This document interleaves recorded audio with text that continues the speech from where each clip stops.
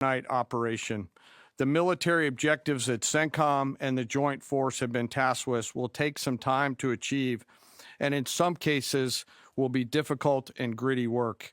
We expect to take additional losses, and as always, we will work to minimize U.S. losses. So General Kane giving us the latest headlines just minutes ago, the Pentagon giving our first update on Operation Epic Fury. We continue to follow many fast-breaking developments throughout the Middle East. The conflict against Iran's terror regime is now widening on multiple fronts. So on this Monday morning, it is day 3, but I would emphasize only day 3.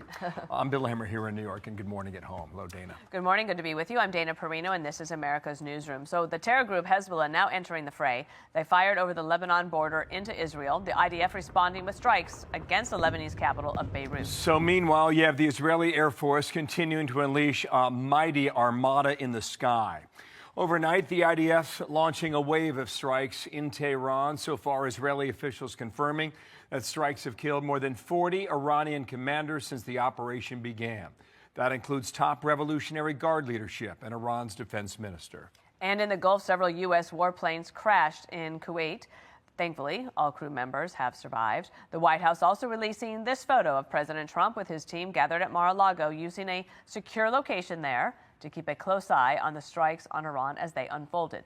And moments ago, Joint Chiefs of Staff Chairman General Dan Kane giving the big picture on the high stakes of the operation for the United States, adding that more U.S. forces will be deployed in the conflict. Our mission is to protect and defend ourselves and, together with our regional partners, prevent Iran from the ability to project power outside of its borders and be ready for follow-on actions as appropriate. Across every domain, land, air, sea, cyber, the U.S. Joint Force delivered synchronized and layered effects designed to disrupt, degrade, deny, and destroy Iran's ability to conduct and sustain combat operations. This deployment included thousands of service members from all branches, hundreds of advanced 4th and 5th generation fighters, dozens of refueling tankers, the Lincoln and Ford Carrier Strike Group and their embarked air wings, sustained flow of munitions, fuel, supplies, all supported with command and control, intelligence, surveillance, and reconnaissance network. And the flow of forces continues today. In fact, Admiral Cooper will receive additional forces even today. This was a massive, overwhelming attack across all domains of warfare, striking more than 1,000 targets in the first 24 hours. We are now roughly 57 hours into the operation. Operation Epic Fury stands as a reminder of what the United States military uniquely delivers: the ability to project power on a global scale with speed, surprise, precision, and overwhelming force when and where our nation requires it. So now we have Team Fox coverage. Lucas Tomlinson joins us live in Istanbul, Turkey. Alexander Hoff is standing by for the latest headlines from the White House. Trey Yinks is live on the ground in Tel Aviv, and that is where we begin a new day and a new hour. Trey, hello. Yeah, Bill, Dana, good morning. The Israeli military tells Fox News right now they are striking the Iranian capital of Tehran. This comes as the Iranians are responding with more ballistic missiles against this country, wounding 10 people in the southern city of Beersheba this morning. And overnight, this conflict expanding. The Lebanese militant group Hezbollah, Iran's largest proxy, getting directly involved in the fight, launching rockets over the border into northern Israel, targeting the city of Haifa. Israel already responding, as you can see in this video here, the aftermath in the Dahya neighborhood of Beirut. They are striking a variety of targets, and they say the leader of Hezbollah, Naim Qassem, is a legitimate target. One resident in Beirut describes what he saw and heard. At first, there were 3 explosions. They were a bit far. We went up to the roof and saw that the explosions were behind us. We could only see the smoke. After about 10 minutes, there was another strike right behind us. We all fled, and after another 10 minutes was the last strike. It was 3 consecutive strikes. We came here, and thank God we are okay now. New video from the Israeli military shows how they are going after Iran's ballistic missile launching positions. Despite these efforts, the Iranians are still getting off a number of barrages both day and night. We have seen here from Tel Aviv these missiles soaring through the skies, being intercepted by Israel's advanced missile defense systems. We do expect advanced coordination to continue to try and control this threat, but we know the Iranians are still firing on Israel and regional Gulf countries. Bill, Dana. Trey, thank you. Back to you for more headlines from the Middle East as they become available. I want to take our viewers through a number of things now that have developed over the weekend and what we think we are learning at the moment, given the Pentagon briefing and what we expect later today. To my right are satellite images from northwestern Iran. These are ballistic missile sites. You see the road wrap around this way? Look here and here in the before image. And then afterwards, you can see the missiles that struck and took out those launch sites here. Again, over here, northwestern part of the country, near the town of Tabriz. These are the before images here. I look at these structures on the ground, and I see what's left over on the after, and all those structures are gone. What about leadership? What happens in Iran? Who takes control? Who is elected? Who takes power? This is what we understand right now. We've been told through the White House that 48 leading leaders in Iran have been eliminated. On our image behind us, we have 9 of those, but they are significant.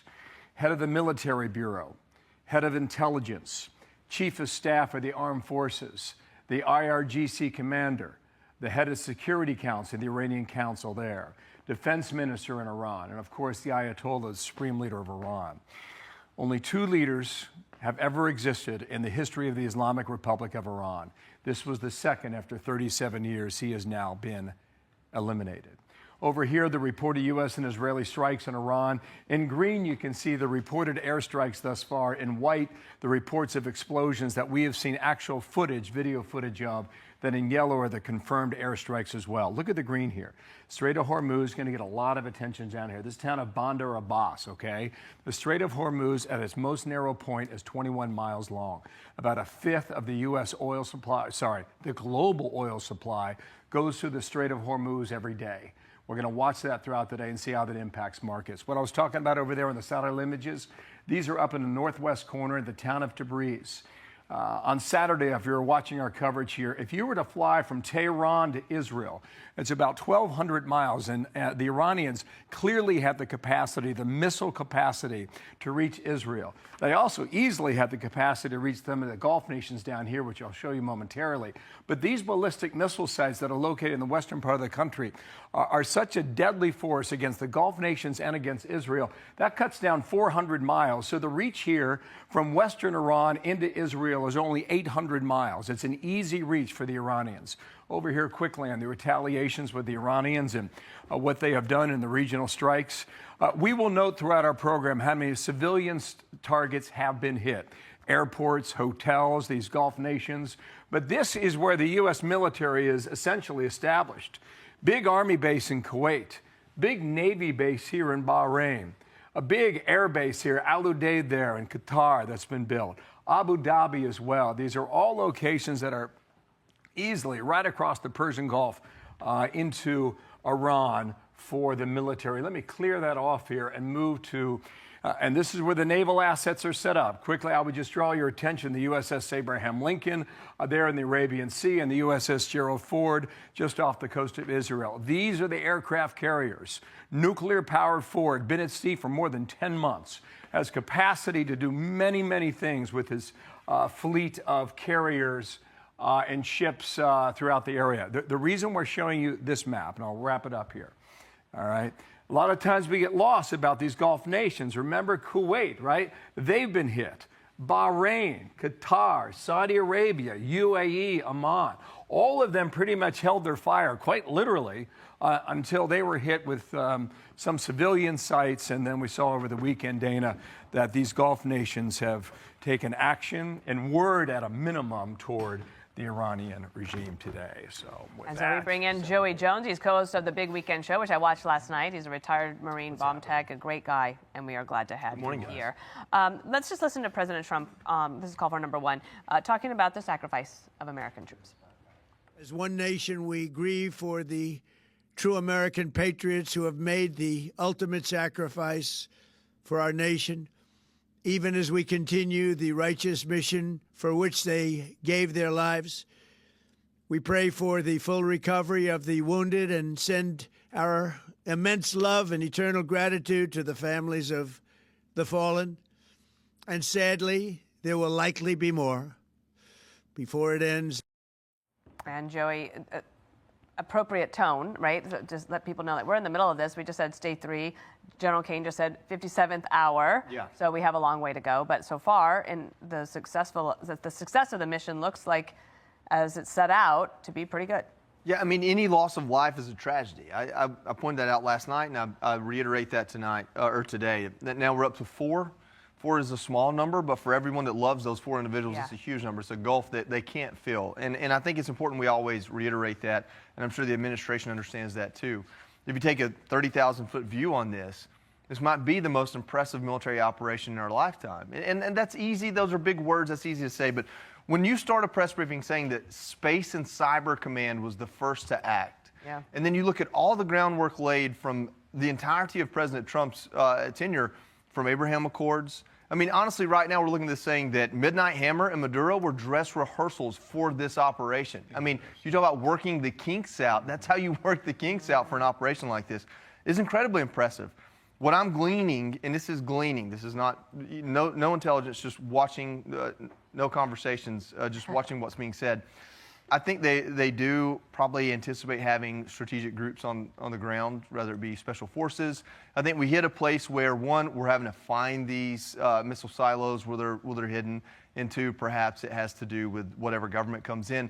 I think the thing that we have to look for and be critical of if it happens is, I don't want 100 or 1,000 troops sitting on a base waiting to be struck by a concrete mixer full of IEDs. And that's the type of thing we saw in Iraq that we as American people don't want to see ever again.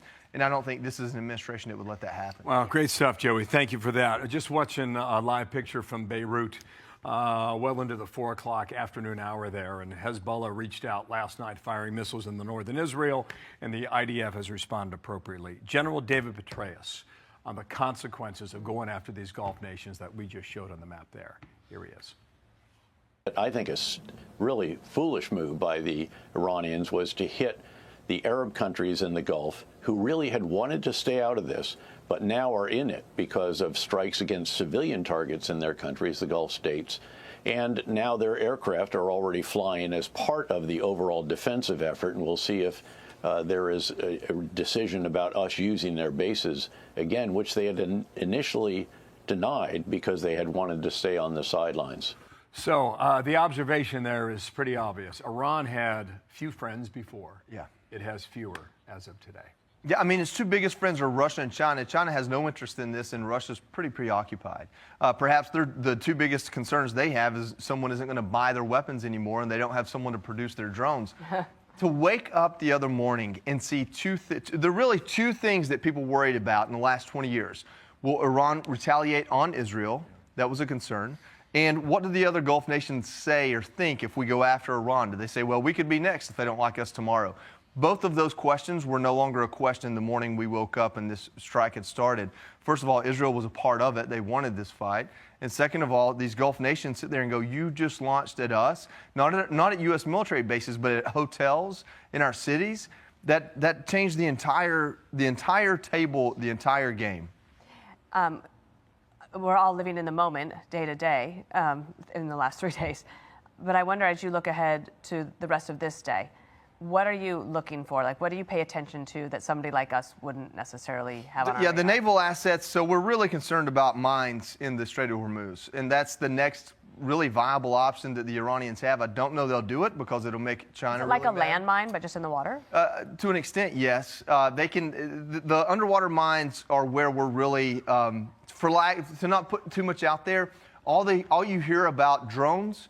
We're doing that underwater, too. Gotcha. That's a big concern all the way to the west coast of the United States. We have a lot of assets we've never employed that are countermine, and I think we've got a good set of eyes. That must be on fascinating for you.